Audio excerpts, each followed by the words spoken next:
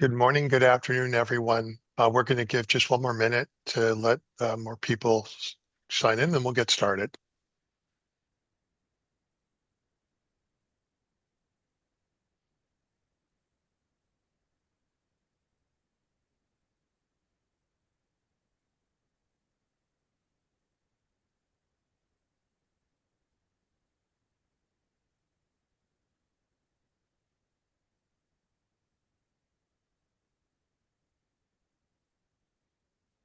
Okay, can you go to the next slide, please?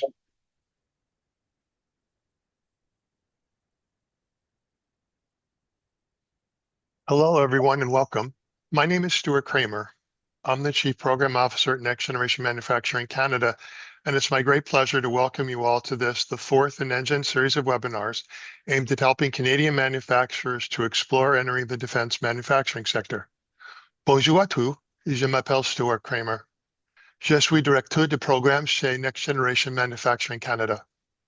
C'est avec grand plaisir que je vous souhaite la bienvenue à ce quatrième webinaire de la série organisée par NGen pour aider les fabricants canadiens à explorer des possibilités d'entrée dans le secteur de la fabrication pour la défense. Avant de commencer, nous reconnaissons que nous nous réunissons aujourd'hui sur des terres habitées depuis longtemps par des peuples autochtones. Nous reconnaissons la présence durable et les contributions des Premières Nations, des Inuits et des Métis sur les terres et les eaux que l'on appelle aujourd'hui le Canada. Comme s'il agit d'une rencontre virtuelle à l'échelle nationale, nous invitons chacun et chacune à réfléchir au territoire autochtone depuis lequel vous participez aujourd'hui. Before we begin, we acknowledge that we are meeting today on lands long inhabited by Indigenous peoples. We recognize the enduring presence and contributions of First Nations, Inuit, and Métis people across the lands and waters now known as Canada. As a national virtual gathering, we invite participants to reflect on the Indigenous territories they're joining from today. Next slide, please. NGen is the industry-led not-for-profit organization that leads the Advanced Manufacturing Global Innovation Cluster on behalf of Industry, Science, and Economic Development Canada. Our mission is to build world-class advanced manufacturing capabilities across Canada for the benefit of Canadians. You can learn more about us at ngen.ca, and if you're not a member, you can sign up at no cost. Once you're a member, you'll receive our biweekly newsletter, and you'll learn all about our upcoming program. And we also try to stay on top of what's going on across Canada that's relevant to advanced manufacturing. If you're involved in advanced manufacturing and offering programming, if you tell us about your programming, in many cases, we'll be able to publicize it to our over 13,000 members. So we are here to help. In the context of trying to help, there's a lot of interest in pivoting to the defense sector and the dual-use manufacturing sectors. And this webinar is one of a series that's dedicated to helping Canadian manufacturers make heads-up business decisions and be successful in that endeavor. With that, it's my great pleasure to introduce Christy Mikulak, NGen's Director of Manufacturing Development Programs, to get things started. Christy? Thanks, Stuart. Thanks, everyone, for joining us today. And we're really glad to see the enthusiasm and momentum leading up to Hannover Messe. We've also invited two experts today to help us to talk through how to think about Hannover and take advantage to the best opportunity, the trade show. Taylor Bentley is a trade commissioner with Canada's Trade Commissioner Service, which supports Canadian companies in accessing global markets through a network of over 160 cities worldwide. Taylor specifically works with companies in advanced manufacturing, industrial machinery, and emerging technologies. He helps companies to connect their capabilities with international demand and to identify opportunities to do business globally. The trade commissioners are key partners for our trade missions, and Taylor will be sharing some of his insights with us later in the session. We also have Mark C.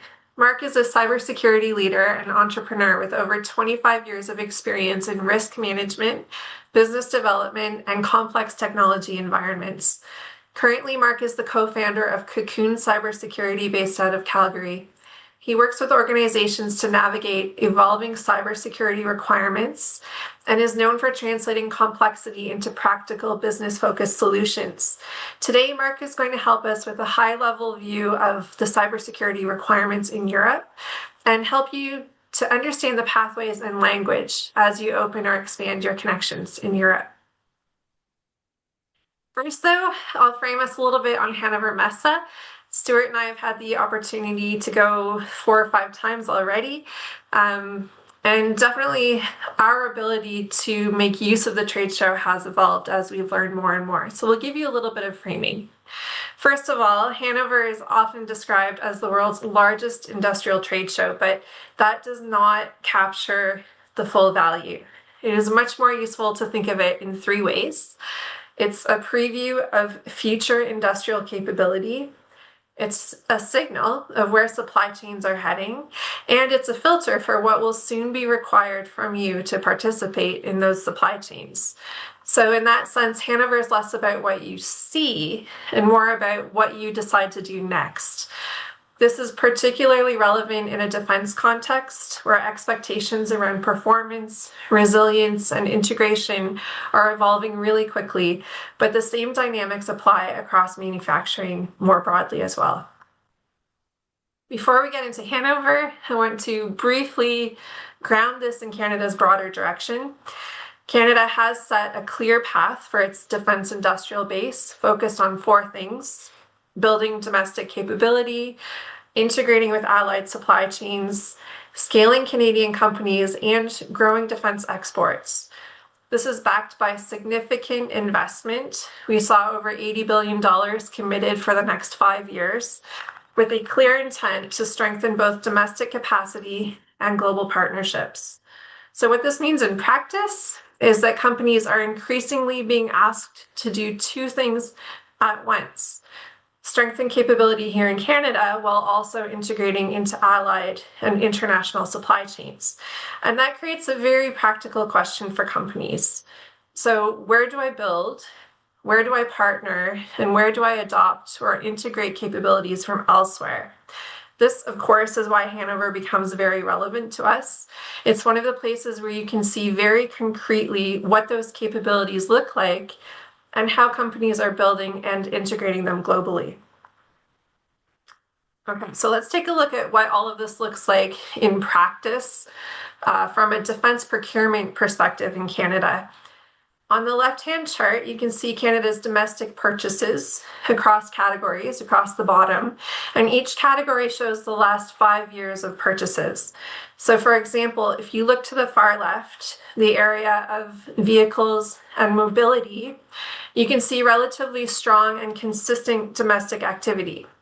But contrast that with the right side chart, where we see foreign sourcing. In the same category, reliance on foreign supplies appears to be a bit more variable. So that suggests that in sectors like this, or in the relevant supply chains, there might be an increasing focus on scaling domestic capability. And if I were a part of that supply chain, that would point me towards looking at flexible automation and scalable production solutions at Hannover. But let's take a look at the opposite trend. So maybe the higher barrier to entry sectors like aerospace components, we continue to see strong reliance on foreign supply with less domestic activity. So that points us to potential capability gaps and areas where Canadian companies might need to build or partner to compete. So coming back again to Hannover Messe, Hannover is not a defense-specific event, and of course, you know, it's not a venue to source finished products. But it does provide insight into how leading manufacturers are producing through automation, through advanced processes, and through digital systems. So for categories where Canada is seeking to build domestic capacity, the question is not who supplies that today, but how can it be produced more competitively going forward? In practical terms, you can use this information to identify target areas and then leverage Hannover to access technologies, processes, and capabilities required to compete effectively. I want to take a quick look, and Taylor is going to go into this a little bit more a bit later in the session, but this slide provides a view of where Canada is currently exporting defense goods and technologies outside of the US. What stands out is that while exports are definitely concentrated in the Middle East, Europe represents a significant and very diverse and distributed portion of the activity as well.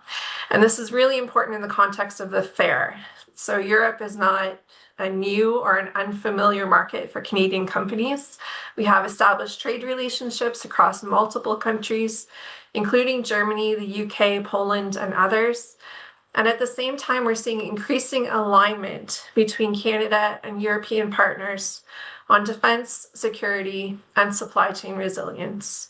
So the takeaway here is not to go everywhere, but be very deliberate about where you engage and how you align to those markets.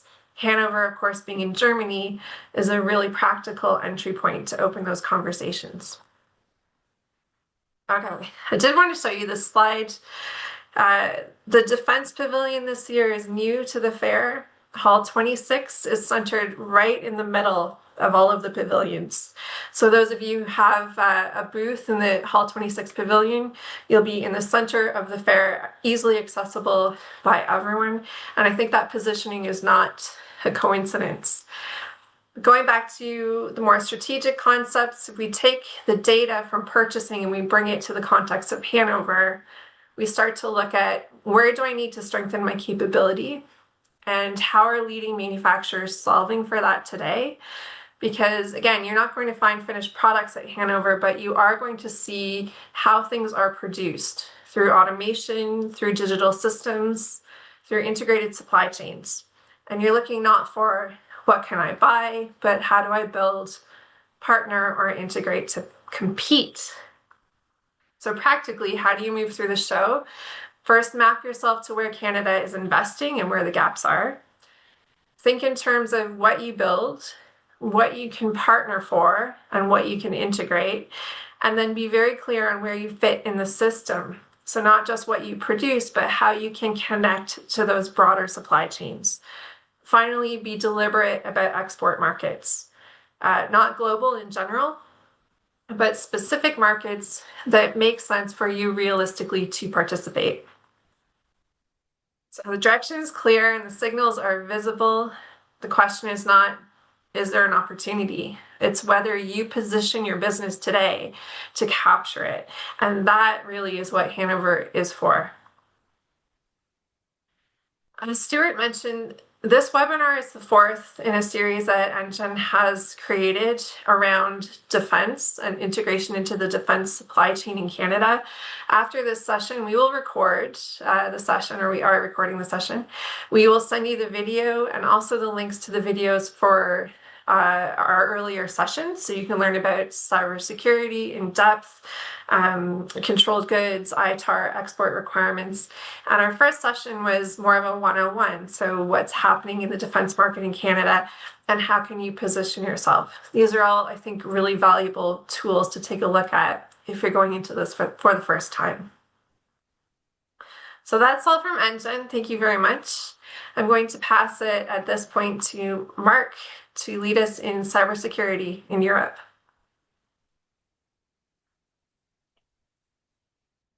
Thank you very much, Christy. That was a really good introduction, and I hope this will lead into some interesting conversation, everything that she has sent. So give me 1 second. Let me see if I could share my screen. Here is, can everybody see my screen right now? Yeah, Mark. Perfect. Perfect. Okay. Thank you again. Good afternoon, everyone.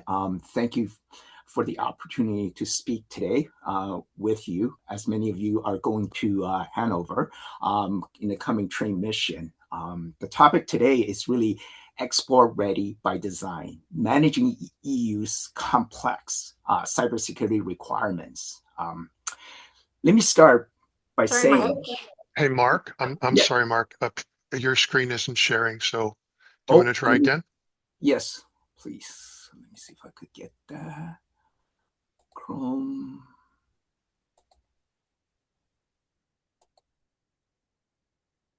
Okay, very good. Uh, It's sharing now. awesome, Thank you. awesome, perfect. So yeah, so in today's market, regarding to supply chains and whatnot, it's not about only securing yourself, but also securing the entire supply chain. When someone coughs in one area of the globe, it has a ripple effect throughout. Okay, so right now, in terms of European supply chain concern, it's not only a technical concern, but it's actually a market access capability and requirements for that. Okay, excuse me. I'm just trying to get okay. So as Canadian companies enter into Europe, especially in Germany, you are entering into one of the most regulated environment in the whole world. So cybersecurity is now embedded in everything from procurement decisions, supplier onboarding, and product acceptance. Such frameworks that dictate a lot of these, or directives that dictates a lot of these, are ISO, NIS2 directive, EU's new CRA, not the one that you filled out at the end of the month, but it's called the Cybersecurity Resilience Act, and EU's AI Act. These will all affect your capability in terms of getting into the marketplace. So cybersecurity is not any more of an internal control, but right now it's an external validation to enter into these marketplace.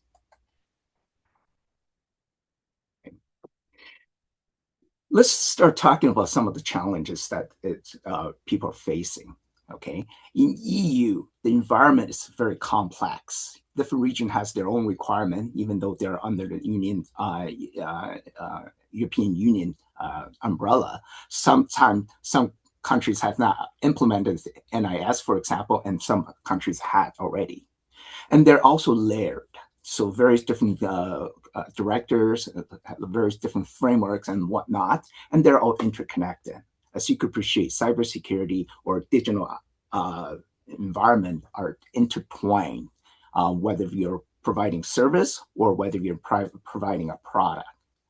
So some of the real key ones that you probably will encounter a lot. I wouldn't talk about the too much about the ISO because previous presenter had gone in depth with that. NIS is one that you will encounter a lot if you are specifically in manufacturing or service providing. What NIS is it dictates the critical infrastructure supply chain framework. It dictates or controls 18 critical vertical business sectors, from transportation, water, health, safety, banking, and everything else. So there are overall 18 sectors that are under this umbrella. What it does is it mandates what kind of risk management system you have and how you mitigate that. So some of that related to reporting. For example, if you run into an incident, you have to quickly report that. And if that's part of your suppliers, they have to report that. And within 72 hours and within a month, you have to have a complete reporting written out, submitted to tell all about what that is. And it also carries a big bat. In other words, there is a fine like the GDPR out there. If you do not comply or you're in breach of the framework or the directive, I should say in this case, you could be fined up to 5% of your global sale. And you as a senior officer within your corporation could also take personal liability, being fined also. So that has a huge implication. The second one is the newly one. It's the EU CRA, the Cybersecurity Resilience Act. This affects a lot of us. What it does is it dictates not only the security governance of it, but also the product level of that you provide. In other words, if you are providing software in SaaS, IoT devices, or your product has software in it or firmware in it, this affects you. What does it really mean? It not only affects you when you're designing it in production purpose, but also affect once the product is in delivery in Europe. In other words, if you have to update, you're responsible for any patching, updates, and any breach. So if there's a breach or there's a malware in it, it is your responsibility to take care of all of that. Also, along with that is your product also has to be certified under what they call a CE, a very similar certification standard, like in Canada, we have the CSA, right? Any product that has to have that. So part of that requirement is that. A new one is called the EU AI Act. What that does is dictates how you have AI agent or AI solution within your product, whether it's a SaaS, whether it's in robotic, whether it's in manufacturing CNCs and whatnot, that has to come in play. You have to not only secure your own environment, but you also have to secure your client's environment there afterwards. And there's a huge risk involved with that also.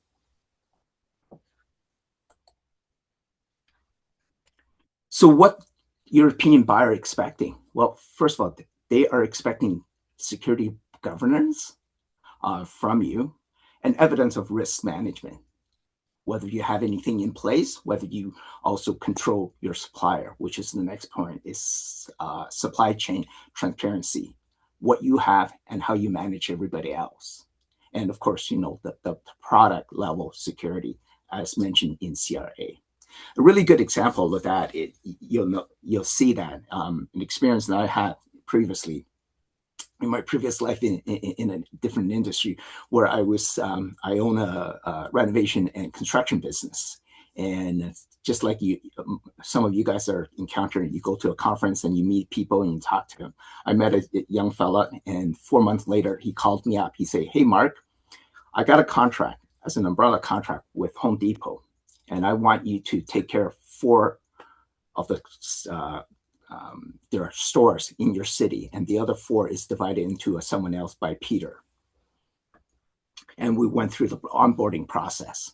It turned out that my counterpart was not able to fulfill the supply chain due diligence that they needed, you know, the insurance, all the other paperwork related to it. So he lost the contract. I gained the entire city from that, because not because I'm better than him, but it was because I had all the paperwork in place, and hence I was able to get the whole contract for the city I'm in. And later on, he also came on board and worked under me as a subcontract to that. So the bottom line is, it's oftentimes it's not your capability, but what you have in place to be able to prove that you have the right knowledge or the right securities to not only protect you, but also protect your clients in that line. So where do we go from there?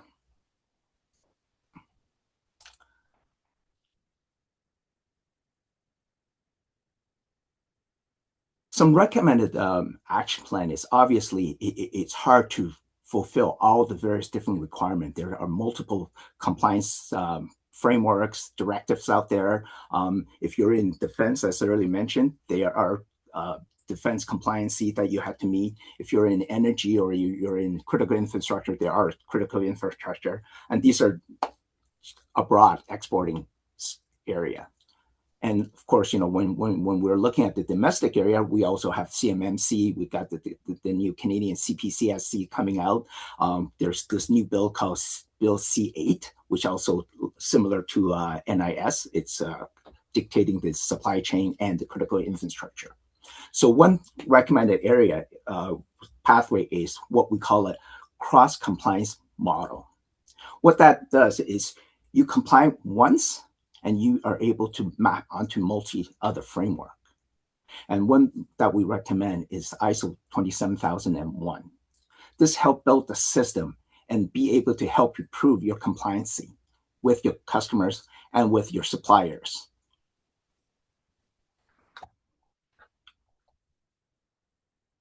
There's a couple of ways of getting onto this.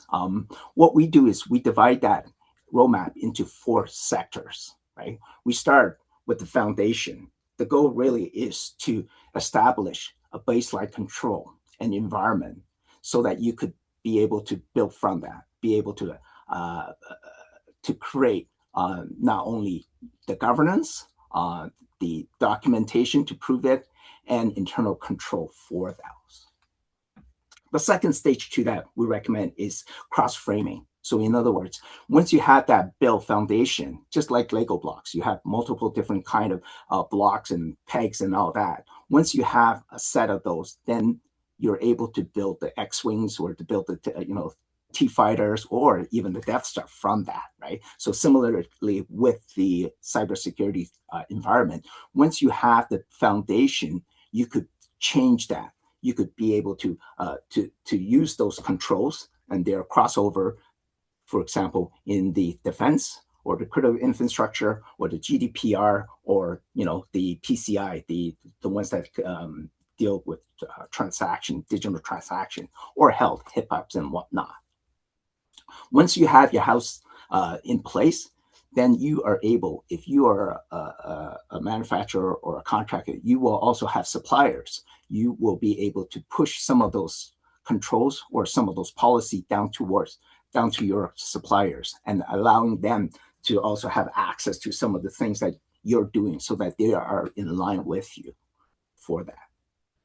And of course, the last stage is once you have these all in place, you have to think about continue to maintaining it. These are required with all the frameworks or all the directives. Is that once you're done, you prove it and you're in the door, but you also have to continue to prove or maintain these compliance. You're going to have changeover in terms of employees. You're going to have changeover from customers and whatnot, and these has to be constantly done. One other recommendation is we recommend that you have a good tool set to be able to help you organize and be able to cross over. If you do manually, this could be problematic because it costs a lot of money, a lot of time, and there's going to be a gap where you're not able to update in one part of your system and you're not able to update some of it. So there are a number of GRC tools, governance risk compliance tools out there that are able to help you with these. The ability to organize your documentation, your governance, and your directive in one place, and also help you organize them into different silos when needed. For example, if you have a contractor looking for, or you have a customer looking for CMMC, you're able to provide all your control and your evidence together to showcase that. Or in the case in Europe, ISO, NIS, European CRA, or any other compliance. That tool set should be able to allow you to take all the documentation, organize them into a package, and be able to send to that. Another huge advantage from these, other than the supply chain due diligence and the compliance to the regulatory readiness, is cybersecurity insurance. This also helps you, once you have these organized, you could certainly take it to your insurance company and basically say, hey, I have everything in place. Can you give me a discount on my premium in cybersecurity? And oftentimes we work with many companies and that had happened and it saves them tens of thousands of dollars in this space. So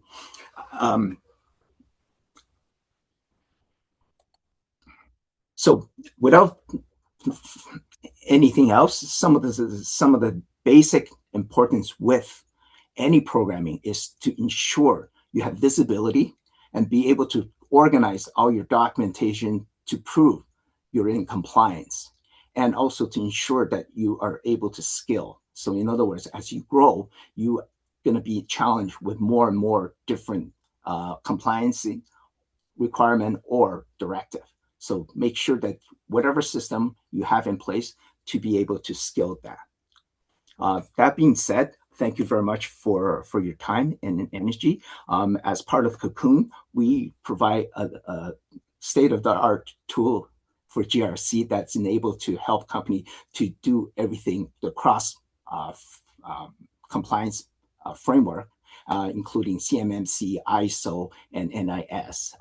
This coming up to encourage Canadian company to export. What we're doing is we are providing a 6-month free access to our platform to allow you to build and be able to prove to your customer that you have something in place. If you're interested in that, feel free to reach out to me. I have my email address there, and we will set something up for you. Thank you.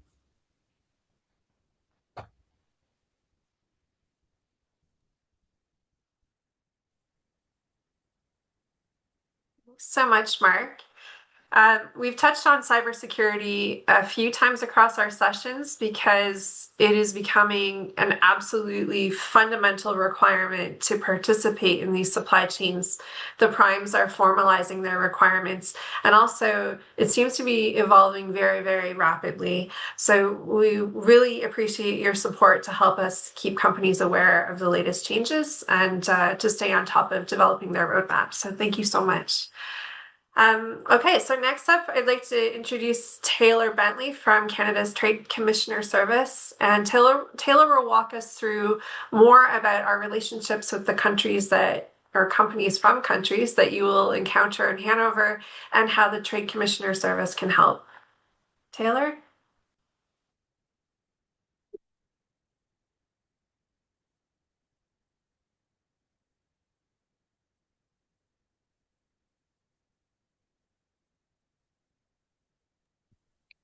Okay, sorry, let me just start my video. Excellent. Well, thanks so much. Thanks so much, Mark, for that really engaging conversation about uh, the efforts required, and there'll be a lot of similarities because I think what we can both agree on is those efforts are always worthwhile. And another thing I think we can both agree on is a big thank you to NGen.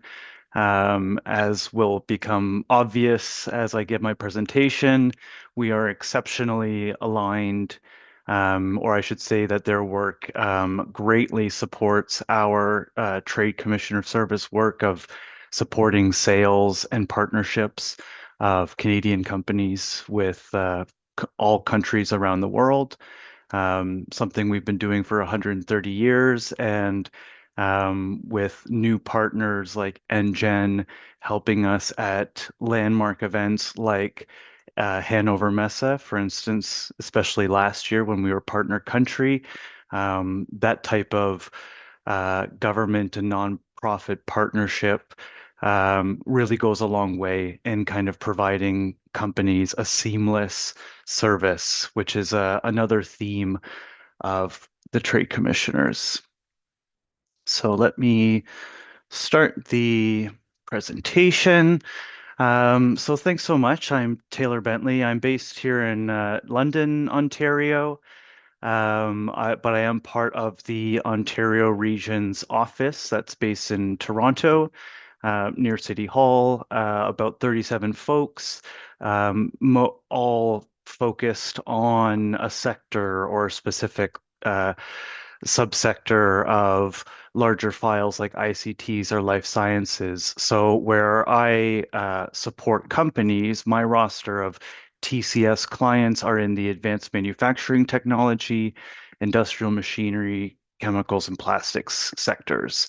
And what that means is I, in practice, deal with a lot of the companies pivoting from pure play oil and gas or automotive to other places like aerospace and defense. And I want to give a big thanks to my aerospace and defense lead trade commissioner, also part of the Ontario office, Ben Phelps, who's helped me with this understanding not only the space in Canada, abroad, but also how I can support companies working.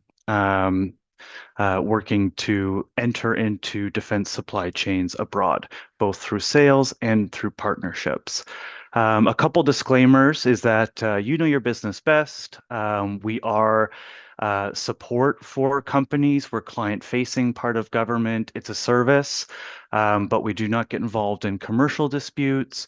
We cannot provide legal advice. And all opinions or extra views expressed are my own. Um, and I should also say that I'm also a representative of the Ontario region, but if you are a company based in Quebec, or anywhere else outside Ontario, you may be served by another advanced manufacturing trade commissioner. I am going to go through this fairly quickly because I do want to get to discussion as soon as possible, but the slides will be shared in a PDF form with clickable links. So you'll see a lot of uh, detail that you'll be able to dive into. But just the overall highlights about the opportunities in the European Union. Not only is it 27 countries, but about 500 million people. It's our second biggest trading partner and the second largest economy after the US. There are exceptional stats about since Canada entered into a trade agreement with Europe, our both science, technology, and innovation partnerships, as well as trade statistics, have only increased. So what we're talking about specifically is CETA, not Canadian-European Trade Agreement, but the Comprehensive Economic Trade Agreement between Canada and the European Union. We're just about at its eighth, or I guess we're approaching its ninth anniversary. It'll be interesting to know that out of the 27 countries, 10 have yet to fully ratify CETA. Um, and of course, even though we're counting right now significant tariff-free treatment of 98%, we're technically not in full effect yet because of that delay in ratification of some countries. So what are FTAs? FTAs address tariff and non-tariff barriers. This is actually now much more common nomenclature.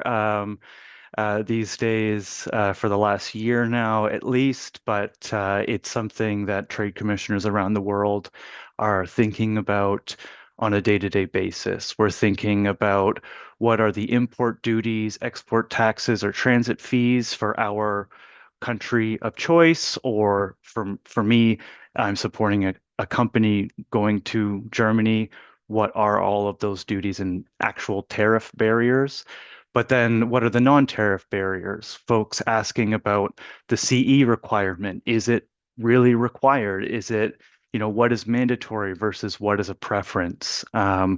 This work in cybersecurity is essential because a lot of it, of course, the threat environment and even the private sector led standards are moving at a much quicker pace than even our trade agreements can necessarily address.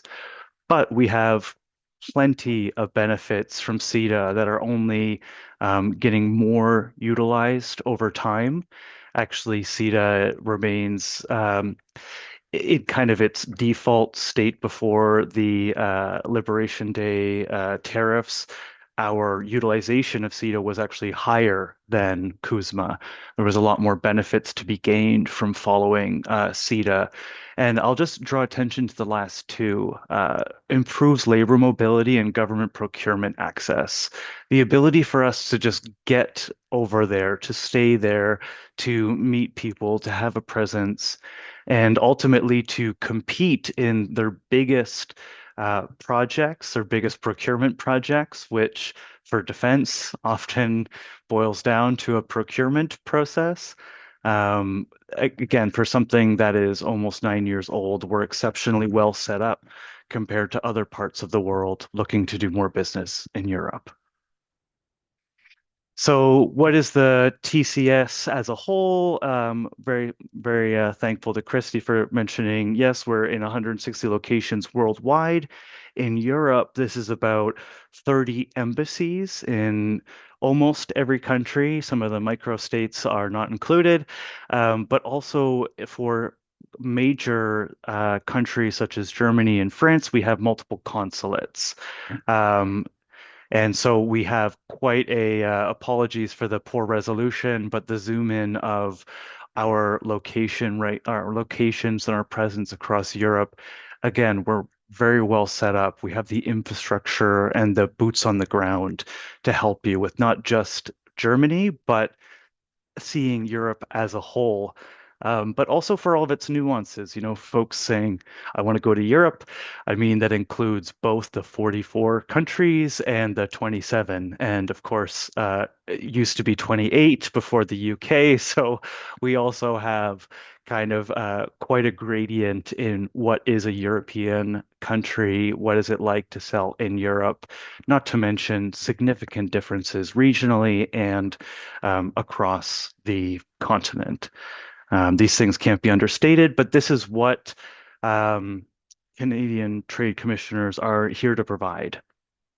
So we work with what we call TCS clients who have meaningful economic ties to Canada, have a capacity and commitment to internationalization, and in this context, to take all of those challenges I just mentioned, all of those opportunities and infrastructure I mentioned, and be willing to uh, and have demonstrated in the past that you're willing to put resources forward to actually be sustained presence, to make deals, to come back multiple times to, again, not just Europe, but a specific country, specific partners, and with a specific pathway in mind.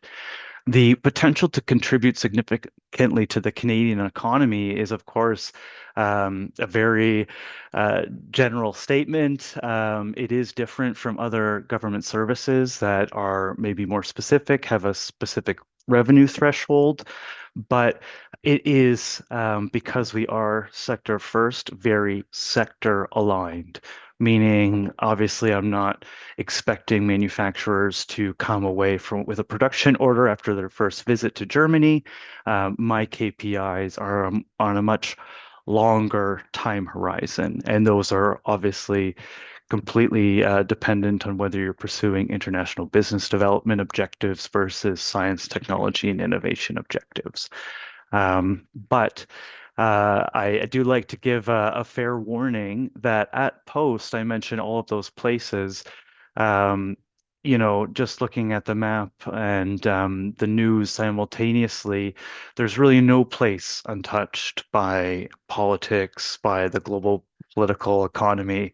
And honestly, the time and attention of our trade commissioners abroad have never been more scarce. There is a comprehensive expenditure review going on. There are posts being wound down. There are positions going unfilled, and there are people who are being offered retirement packages, which you can imagine the person who's been there for 25 years in Dusseldorf leaving is a huge loss if we're not able to keep their network as a tool and as a support mechanism for our companies.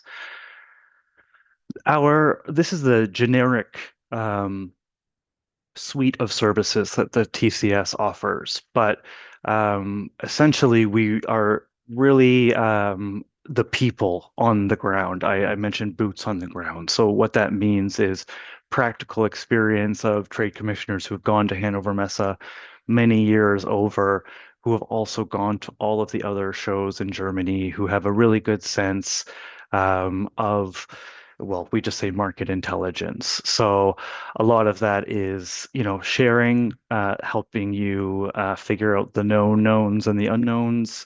You don't know what you don't know, and so we try to, as proactively as possible, give you as much of a lay of the land as we can so that you can make decisions. I liked what Stuart said was heads up decision making. We have no benefit or advantage getting people here before they're ready or sending people to Europe before they're willing or able to succeed with their next big sale.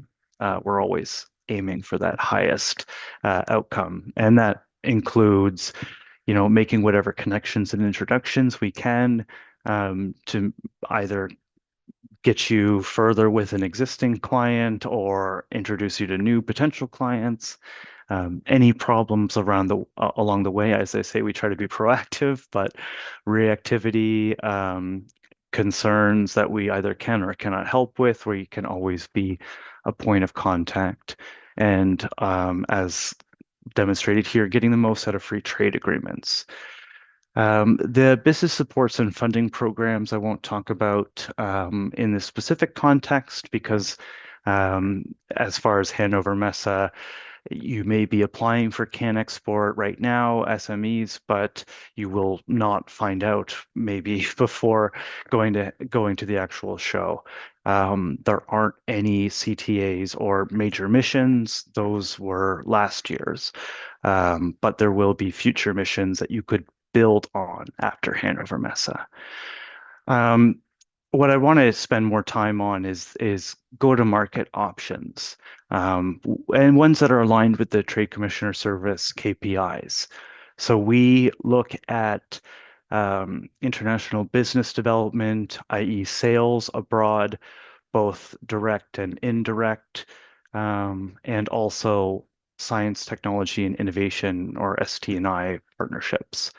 And we can really support companies on all of these pathways, sometimes multiple pathways at the same time.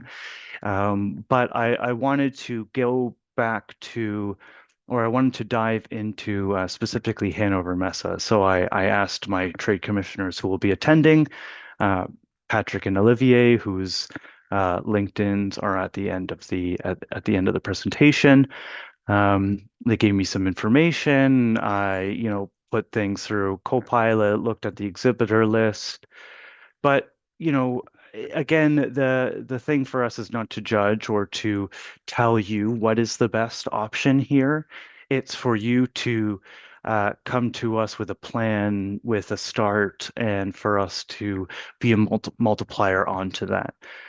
For instance, I wanted to mention with every option, we do have some very specific supports available that are maybe specific to the European Union, but also uh, broader speaking. Direct international business development, when you're trying to pivot into defense, despite what's happening right now, we recently were part of CCC, the Canadian Commercial Corporations webinar about all of the pathways that still exist for us to be procured by the Department of War. In the case of Hannover Messe, it's not a traditional show. So the primes contractors for these big defense contractors like Boeing and Airbus, the Americans, or even the German ones like ThyssenKrupp and Rheinmetall, are not typically in attendance. So, what is the connection that can be made to get to them is something we're very willing to explore with you. There's a lot to see in this context of Hannover Messe because while it's in Germany, it gives you access to a lot of other countries in Europe and other partners. So we are also not limited to only introducing you to my colleague in Germany. We can start at the Netherlands. I mentioned in the bottom right-hand box, EIT Invest Netherlands, Sweden's RISE cluster. There are so many different partners who are coming to Hannover Messe, and a lot of them are looking to partner with Canada. So we're very as I say, happy and supportive of what NGen continues to do to support exporters going there. Um, a lot of these resources have not been updated in the last year, except there are a lot of great updates, of course, but there's so much information we already have, and I think there'll be only more to come. So I encourage you to explore these tools. And then what happens after Europe is the rest of the world. We have 15 free trade agreements. We're the only G7 country to have a free trade agreement with all the other G7 countries. We're technically at 16 FTAs right now, and a lot more were announced. So I'll end with the kind of generic statement of every exporter journey is different. Whether it's myself or another regional office supporting you across Canada, know that, if you're ready to grow, we're here to help. In Hannover Messe, it's going to be much smaller, actual presence of Canadian trade commissioners on the ground. But I would say that's actually typical. The trade commissioners are less about setting up a big banner of Team Canada and more about working in the background of, as I say, a specific growth pathway that they know will help you.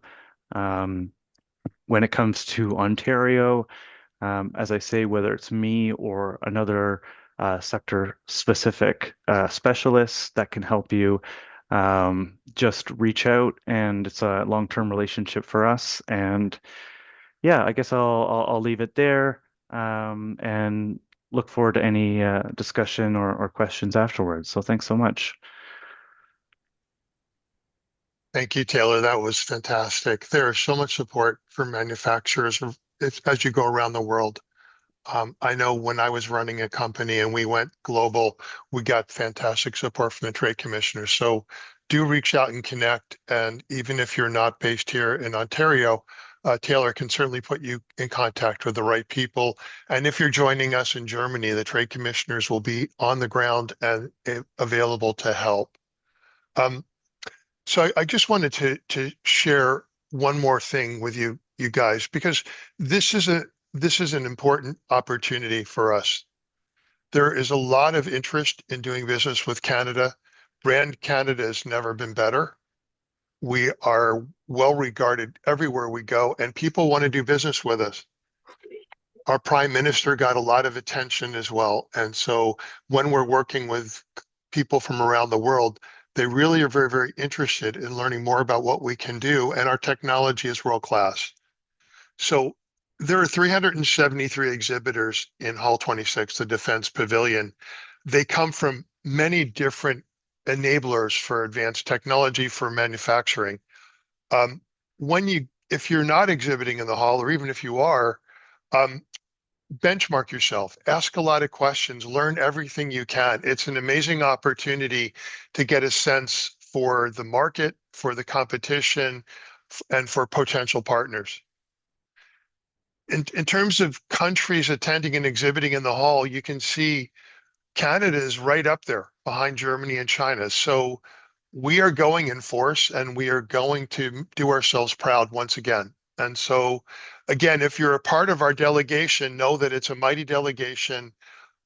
We are very, very well regarded, and there is great opportunity. I hope I was sharing slides. Um, do we have any questions before we wrap up?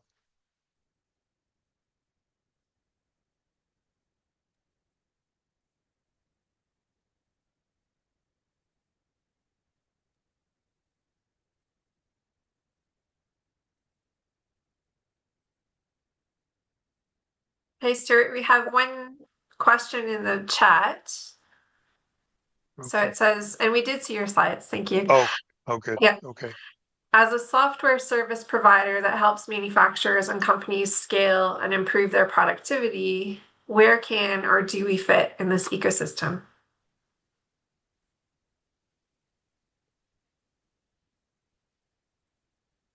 You know, I'll start with that and ask others to step in. There's a lot of interest in working with Canadian software providers, and we've seen a lot of business there. We've seen a lot of our software providers go global. Some of the real challenges and the real issues come back to cybersecurity, data integrity, and compliance, and Mark can certainly speak to that.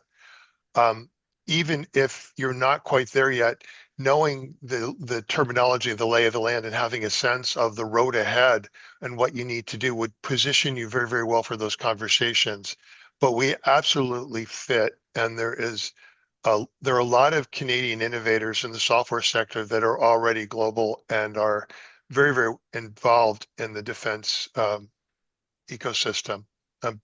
Anyone else want to add to that?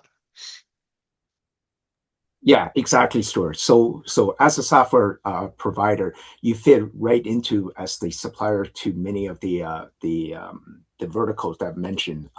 Look at the CRA. That's a huge one that will affect you, and of course NIS too, which sort of will also, because you will be supplying into a lot of that. Love to have a deeper dive, given the time here. You have my contact information. If not, one of the members here will provide those with you, for you. Yeah, and I would include you as part of uh, a suite of Canadian companies that really demonstrate, that sometimes those biggest challenges can be our biggest strengths, right? That idea of traceability, of being able to, well, especially nowadays, find or trace even the smallest bit of our materials or someone's finished product based on where they originated from, where the metal was even poured. So I included that in my go-to-market options in kind of that indirect IBD, helping other German companies or other companies who want to supply the prime contractors like ThyssenKrupp or Saab. And how do you make their competitive advantage, right? You might not be getting the credit. It might be that tier two or tier three supplier that's getting the credit, but you're helping them become more productive. You're helping them stand out when it comes to delivering on as many X or war fighters in as little Y time as possible. So plenty of opportunities, and thinking about it that way is that you're maybe not the final person, but you are, um, I like how Stuart said, benchmarking yourself against people higher up in the value chain as well. Do we have any other questions?